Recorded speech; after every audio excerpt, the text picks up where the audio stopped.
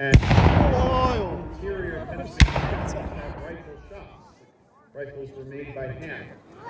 The German rifles, though, are different. They are shorter and they are much larger caliber than the Pennsylvania rifles. Pennsylvania rifles tend to be longer. Think of that as a football field. Whereas a Pennsylvania long rifle, if you have good gunpowder and a good wind and the wind's blowing in the right direction, riflemen can hit somebody at 200 to 300 yards. So that's about 3 football games. You can flush one into the end, but then you can't fire the weapon. The other difference is the rifle, because you have to force the rifle ball down the barrel onto the rifle.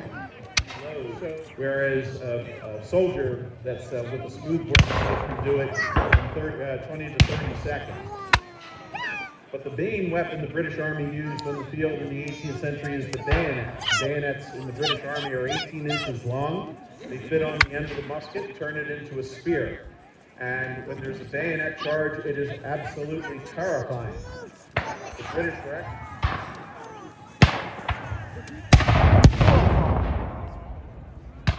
the cannons that are firing are called grasshoppers. They are also known as 3-pounders. They are more often than not, a solid shot ball would be aimed on a lower angle and bounced across the field. It's more formidable. It's more frightening than a cannonball coming at you at high speed, bouncing across the field. If you get hit by it, you're going to lose a limb or it's going to kill you. So the other looks like a bunch of grapes, and when you fire a grape shot, it's like a shotgun shadow. And in the 18th century, they used terms of shot and shell during a battle. Shells were exploding cannonballs fired by stun cannons called howitzers, and the grape shot was described as coming down like hail.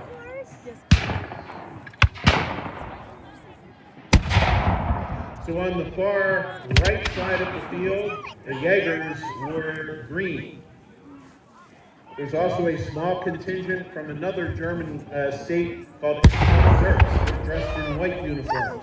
So there's quite a plethora of different colors on the Army and the American Army. Artillerymen dressed in blue in all of those armies. That was a traditional color for artillerymen throughout Europe.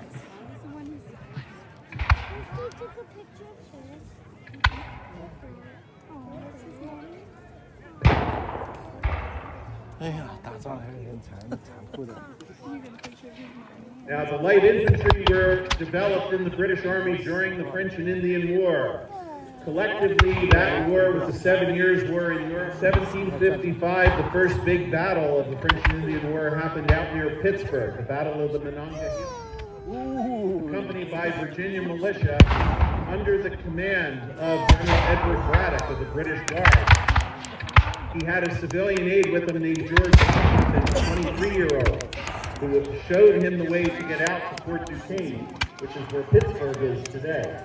Braddock's army had to cut a road 300 miles, and at the beginning of the battle, the British troops at the front of the line annihilated the French and Indian force that attacked them. Congress authorized a national or continental army on June 14th, 1775, and then the following day they chose Washington as commander. So he was going to have to create a regular United States Army, or at that time it's the United Colonies, out of untrained hodgepodge militia. They had Boston surrounded, and Henry Knox dragging artillery from Fort Ticonderoga was able to force the British out of Boston.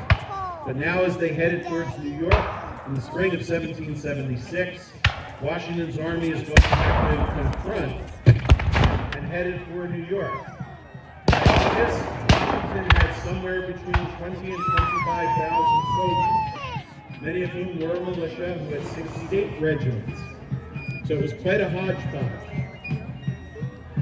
Within 2 months, Washington is going to lose New York City and about half of his army in the ensuing campaign.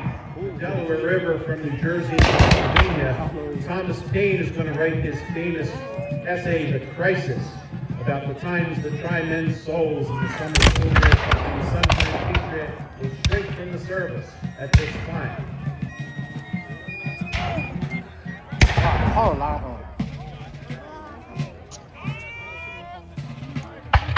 coming up on the American side, on the left side of the field and down the hill, you're going to see a couple of companies of Continental regulars, as you might have seen them 3 years into the war. Beautifully dressed in French-made uniforms, blue coats with red facings, white smock-clothes, and as you can see, they're not ducking and covering. They're standing in line using light infantry tactics and occasionally cavalry. So you'll see on the American side there are some companies called dragoons. And dragoons were basically mounted infantry who could move quickly from place to place and fight either on horseback or on foot.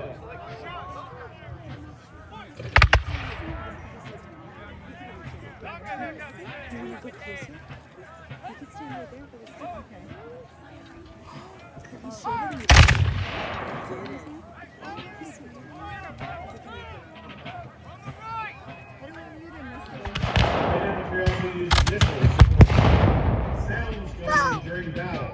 The primary function of musicians was to send signals, because once the shooting started, and likewise in the Continental forces, so you may see behind those Continentals drummers and fifers dressed in red coats with blue facings, because it's the reverse of what the infantry wear. That helps to identify them as musicians, who are technically non-combatants.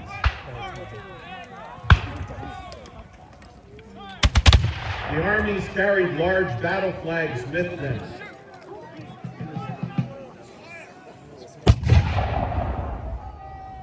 Now down the bottom of the hill on the American side, you'll see, again, Continental troops, and the regimental flag they have is a large red flag with blue and white stripes up in the canton or up in the corner. That's a very common design among the Continental soldiers. The U.S. Army did not carry national colors into battle in the Revolution or in the War in 12. They're not going to carry them until the Mexican War. But they did carry regimental flags that had various combinations of stripes and stars and rattlesnakes and to lead such an assortment of people who came from all of these different colonies. They came for religious reasons and commercial reasons and so forth. And by 1775,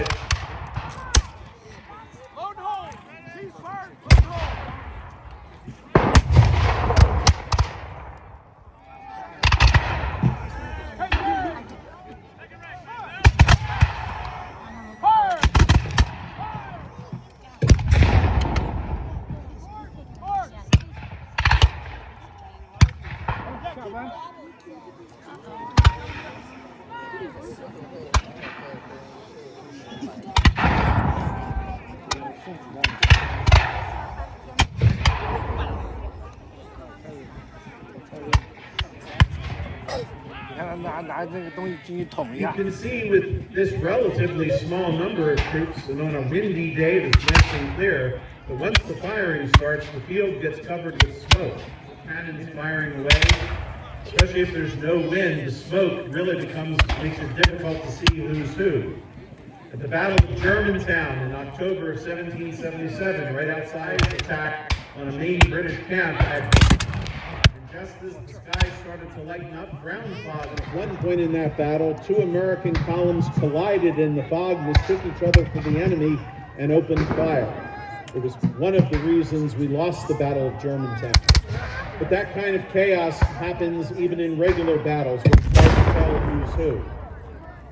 There were a couple of occasions, one in the Battle of Long Island and one at the Battle of Brandywine, where American regiments that were well dressed in blue coats with red facings were mistaken for Russians because they looked so good out here. They're quite well disciplined, they're nicely, handsomely dressed. The regiment is equally well drilled and well dressed.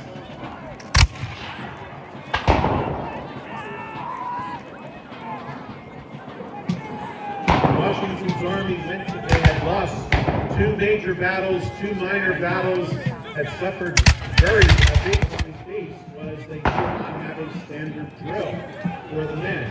So the coordination of the Continental Army in 1777 was a tier officer from Prussia came, Baron Friedrich von Steuben, who is going to write the first U.S. Army drill manual at Valley Forge. Steuben did not speak English when he first arrived. He spoke German and military French, so he wrote out his drill manual in French. Alexander Hamilton translated it and supervised drilling the Continental Army under this new system. The men took a liking to him because he was a colorful character. By the spring of 1778, it was on the Grand Parade at Valley Forge, you can see on it right now, doing a mock battle. They wouldn't be firing blanks. Powder in the U.S. Army was so he put the edge on the American sword. And when the Army left Valley Forge in June of 1778, most of the men were well dressed just in time for the summer heat, in blue coats or brown coats faced with red that had been sent over by the French. The French had been beaten, and many of the casualties on both sides were from heat stroke. The battle was technically a draw, but the British Army withdrew that night, so the Americans didn't lose the battle. So it really was a victory, certainly for Washington's army. But the war in the North after that stalemate, the fighting shifts down south in 1779, 1780. By 1781, we have got to do something to break this.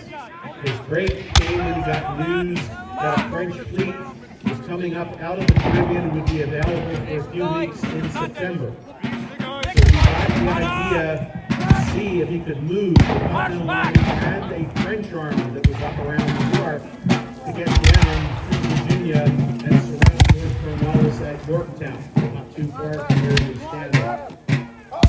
That was an amazing feat, and they pulled it off. The French fleet drove away the British fleet that was going to know that he would not come home again for 6 years.